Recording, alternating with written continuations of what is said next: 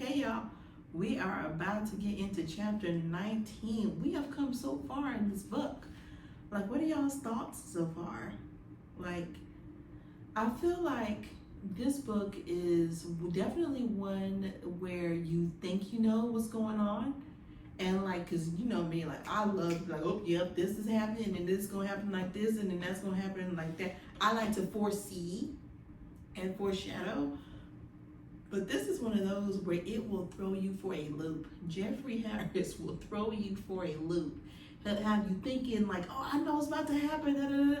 No, he is full of twists and turns, and I love it because I hate when things are like super predictable and it's like, oh, I already know what's gonna happen.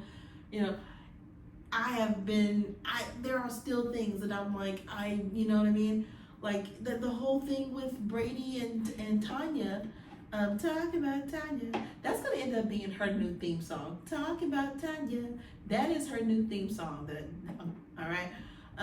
But when they were having their thing going on at the lake house while Emily was watching, and then Emily woke up the next day and thought it was a dream.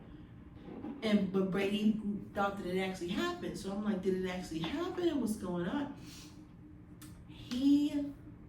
I feel like it takes a lot of expertise to plan this type of writing out, because I'm always big on the writer themselves, like how, like their mindset going into it. And because every author sits down before they sit down and they map out, okay, how am I going to do this book? And I'm liking where I'm going on this map. Okay, so let's go ahead and dive in. Let's dive in. Chapter 19. Okay, let's see. For days, Emily would sit on the deck near the pool or by the lake, reading the second book while having more fantasies about Tony. Oh, so you stand thinking about this man. You ain't thinking about Stan. You ain't thinking about Brady, which is ironic because they're the same person. You ain't thinking about Janet, like she ain't, you know what I mean? Janet. Okay. I didn't really read anything about these two. Did y'all? Did I miss something? Okay. Janet. Alright, okay, so she's still envisioning Bob. This is not Bob, this is Tony. Okay. Hey Tony. Okay, let's see. Reading the second book while having more fantasies about Tony. On this specific day, she was sitting by the lake while the wind blew steadily. The sun a bit blanketed from time to time by thick passing clouds, the temperature in the upper 60s. Emily had more hot fantasies of Tony. Her fantasies even brought in Tanya. Wait, what? Her fantasy even brought in Tanya's guy friend from the first book? Who was this? Tanya's guy friend from the first book, Dwayne. Okay, Dwayne. Okay, well listen. Okay, so y'all are not involved right now. Okay, Dwayne, a tall 6'3" with dark blonde hair and blue eyes, with an athletic. Is this the same guy that Brady thought that he was seeing Emily with? Remember? Cause remember the dude that Brady thought that he saw her with on the lake. Remember, he was like 6 foot something. I believe he had dark brown hair and blue eyes. He definitely had an athletic build. I remember he had like khaki pants or something.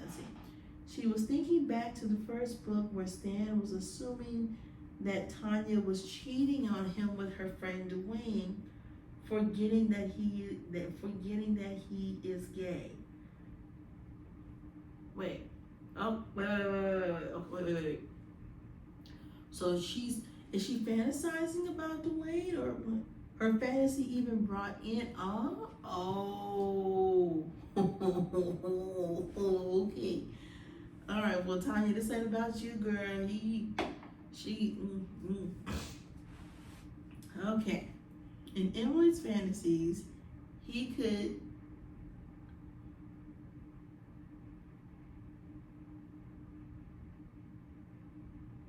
as long as she gets to, he would have to ignore being gay momentarily.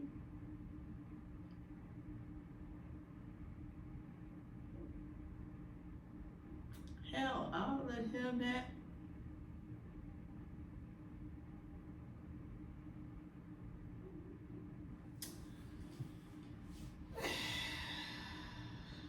She was not sure why the thoughts of a character created by her boyfriend in a book were stirring her in such a way.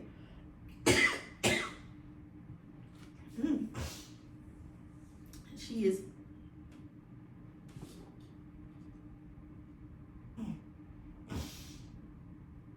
She felt so eager to want this character, to be honest, and she could not get it out of her head. Ooh. Oh. Allergy deck. Alright, let's see.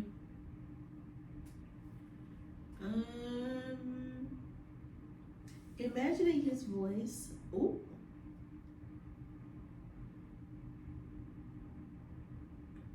She was fighting the thoughts that were making her believe. Ooh. In the first book, when Stan kills Tanya, okay, he takes her body out into the lake and releases it under the water. Wait, releases it under the water? Somebody else is gonna find this. Wait. I thought that he was burying these bodies. Okay, let me go back. In the first book, when Stan kills Tanya, he takes her body out into the lake and releases it under the water after killing her gay friend shortly after. When Dwayne visits a few days later after he learns that Tanya is not there, it is disappointing to Emily, but nowhere near disappointing as he felt when reading the second book and finding out that Stan kills Tony. So basically, whoa.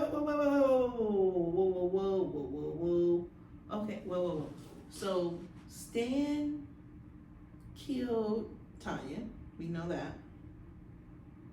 Stan also killed her gay friend Dwayne. Right? Okay. But nowhere near as disappointing as she felt reading the second book and finding out that Stan also kills Tony. Okay. So Stan's killing everybody. Okay, no witnesses, McGee over here. It was as though her whole world had turned upside down. She was so pissed and yet heartbroken about the fact that he wrote him out of the second book like that. She was like, how dare you write out Book Bay like that?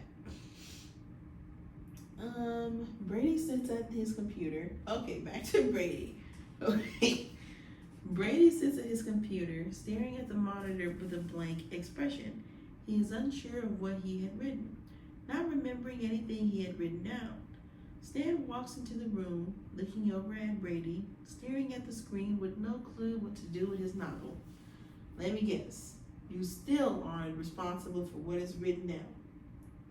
I have no damn clue what to think anymore. I feel like I'm losing memories of who I am. I feel like I'm a character being prepared to be erased from memory. Brady replied. Stan never responds. He stares across the room at a perplexed person. Brady is going through that stressing stage again, and Stan can easily see it. Perhaps this book isn't for you. Maybe you should take a longer break from it and write something else or come up with more ideas first. You are so wrapped up with Emily right now that you are not in a writer's frame of mind. Stan sat in his chair staring at the screen, trying to figure out where to go next with the story that seemed to have been written by someone else, making it difficult for Brady to proceed with what was there. Stan watches Brady staring at his screen, going through what had been written so far. Maybe you are not the writer. Perhaps someone else is writing the story. Brady looks away from the computer, staring across the room at Stan with this disturbing yet menacing look in his eyes. You are the one responsible. You are the one going behind my back, changing my story.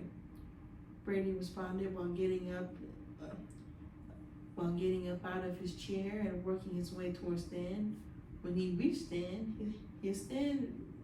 his hand stretched out around Stan's throat, choking him so he could not breathe. Fighting to breathe, however, words would fall from Stan's mouth.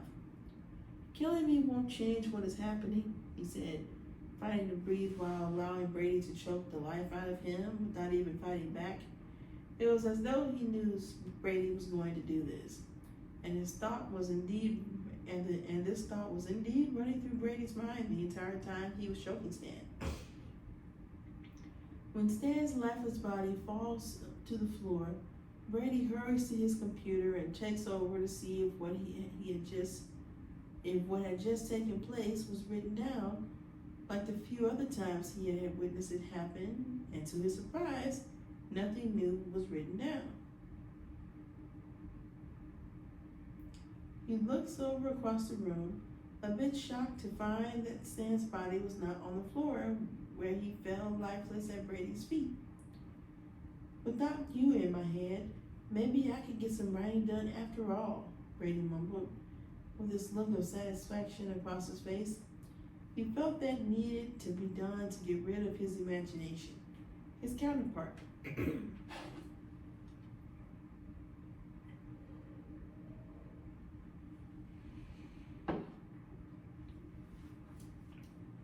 She was still sitting by the lake reading the second book of Brady's successful 3-book series during the situation between Brady and Stan.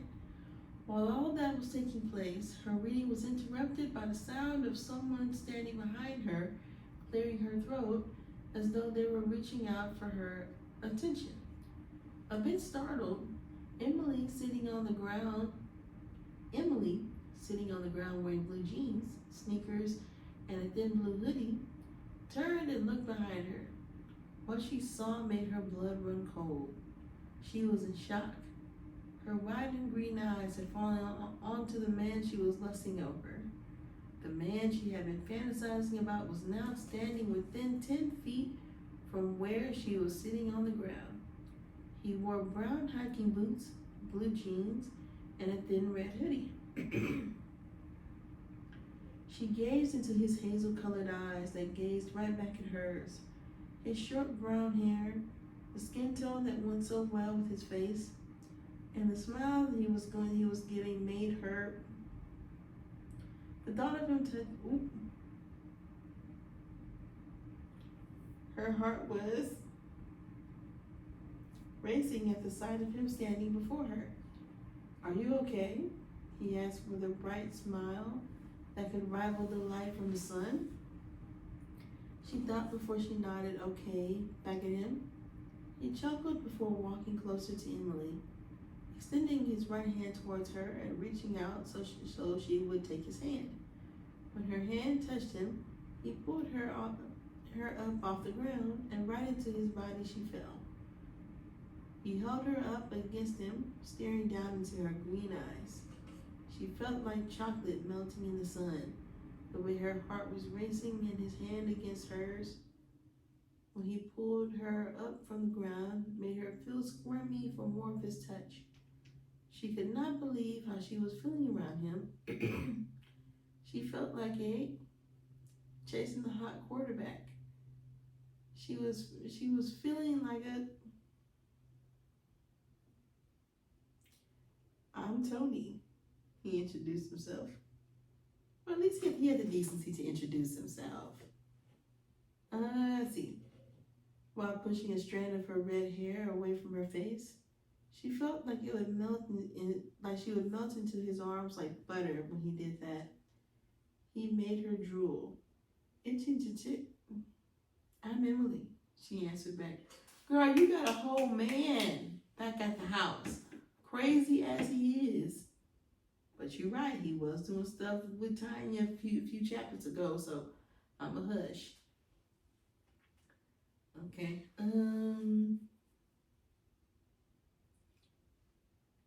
Ooh.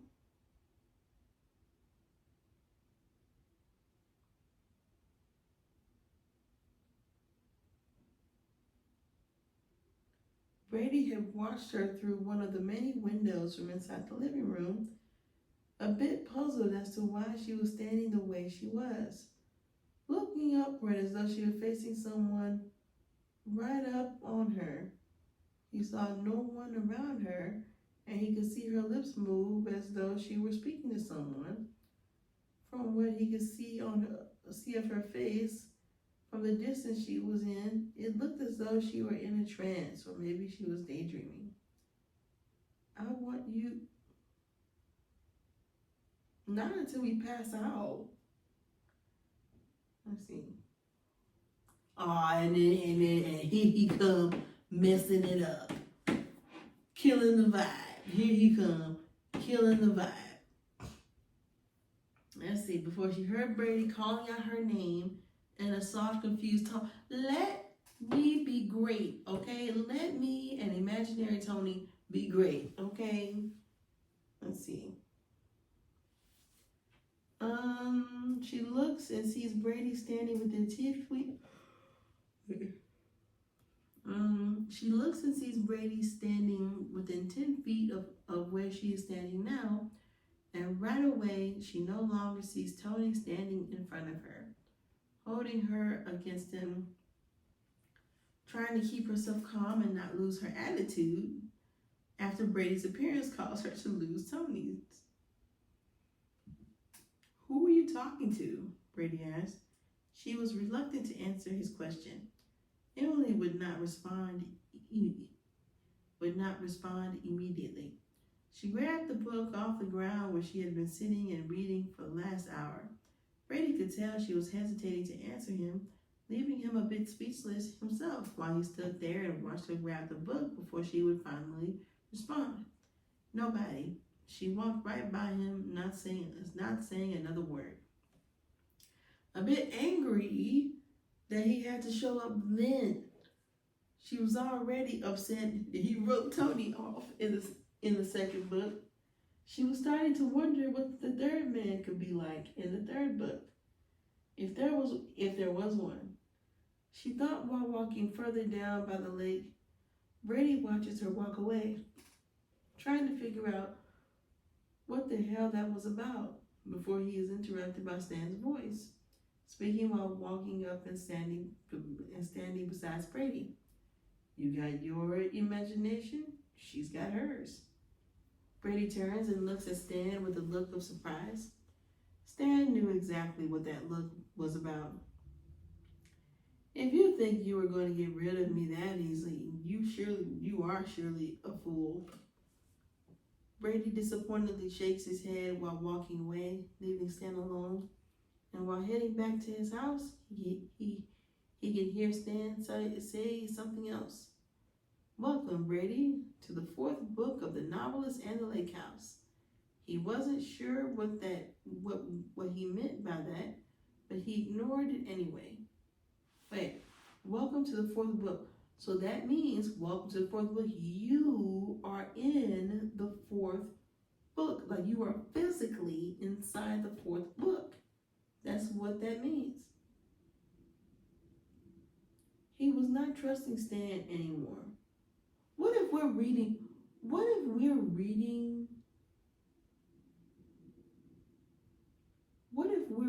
the fourth book right now?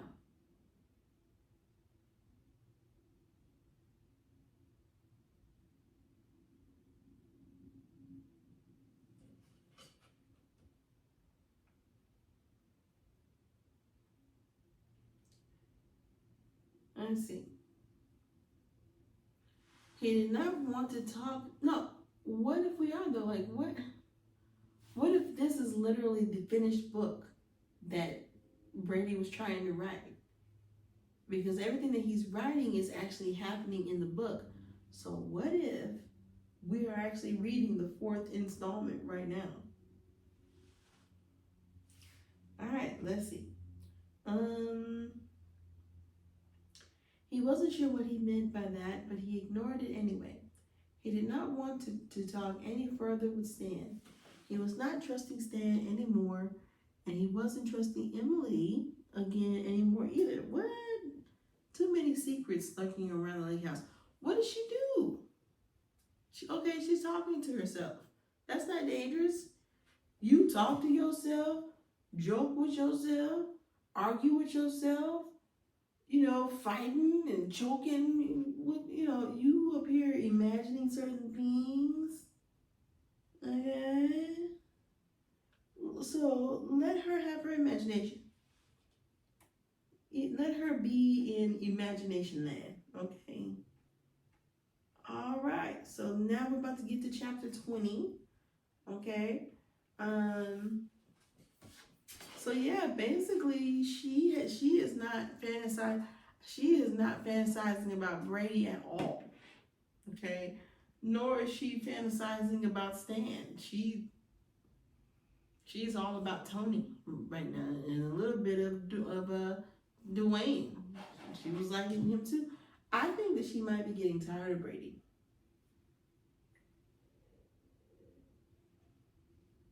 Just saying. I could be wrong. All right. 5 more chapters. We got this. 5 more chapters. We got this. All right. So y'all, we're about to jump into chapter 20. Take a quick break. Get you some water. All the things. All the things. And I'll see y'all next time.